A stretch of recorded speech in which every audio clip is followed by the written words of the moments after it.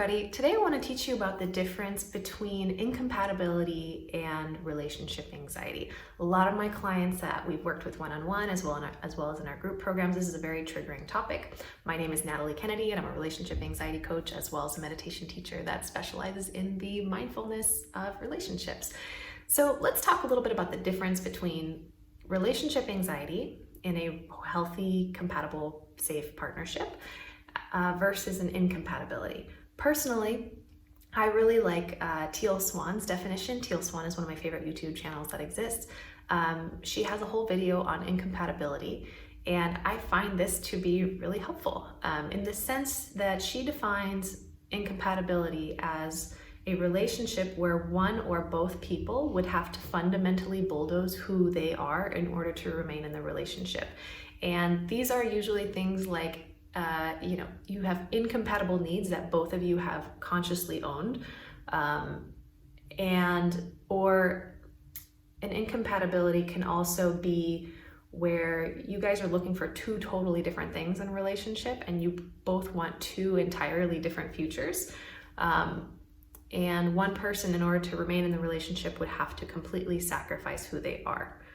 Relationship anxiety, in contrast, usually deals with minutia, and there's a sense of urgency around the feelings that come up when we see our partner has some differences. For example, I'm kind of an alien in the relationship. I love spirituality. I do all the yoga. I like all the meditation practices. I love to study human behavior. Meanwhile, my partner is more of an earthling. He is quite logical and things kind of have to make sense.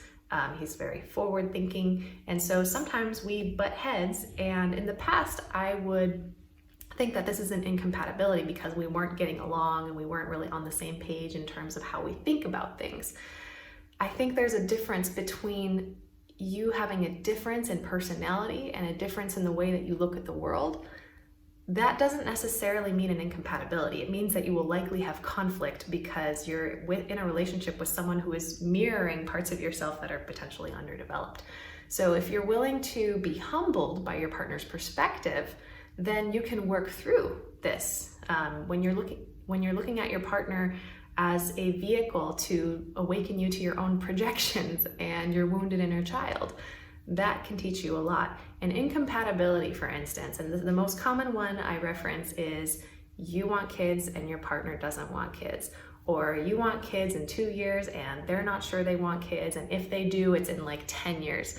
Another one could be you strongly desire a life in the countryside and to have kids there, while your partner kind of wants to be more of a bachelor type person living in New York City for the rest of their lives.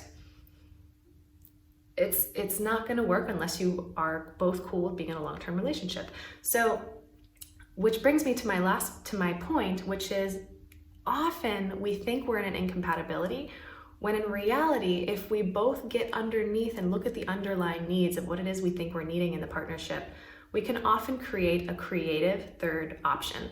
And this can be very, very powerful. So for instance, in my relationship with my partner, Preston, we're digital nomads right now, and we came into this difficult issue where he wanted to continue being a digital nomad, and I'm exhausted by the lifestyle of digital nomad. So we thought that we were screwed and one person was going to have to bulldoze themselves long term, until we realized that potentially he could do digital nomad in the future. You know, we're going to go home and come back for a while, and he might go back out and I will just go visit him, but not for like 3 months. So, that's not the most, that's not the prettiest option by society standards, but it works for us. And so this really comes down to you having self-trust in your relationship, as well as being humble and willing to stay in the game if you suspect that a third option could exist, even if it's not the pretty one. Your relationship doesn't need to look like anybody else's, but you do need to communicate to figure out what third options exist. So, but if you notice that your relationship anxiety is coming up and nitpicking over like a zit on their nose, and you think that you're not compatible because you're not attracted to them in this moment, I would kind of put that under relationship anxiety. Or if your partner's a little bit, messier than you, you're never going to find someone who's exactly as like clean as you. One person's always going to be messier, and just expect that in a relationship you will simultaneously love them and be irritated by them by no end. My partner and I often joke that we're cute but annoying, and I think that that is very accurate. So if your partner is cute and annoying, you're not doing something wrong.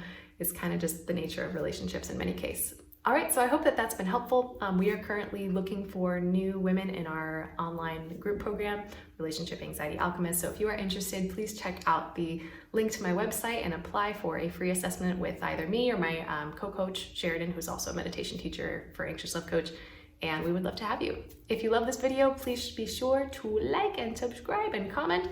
Let me know what your thoughts on this video, and I'll see you in the next one.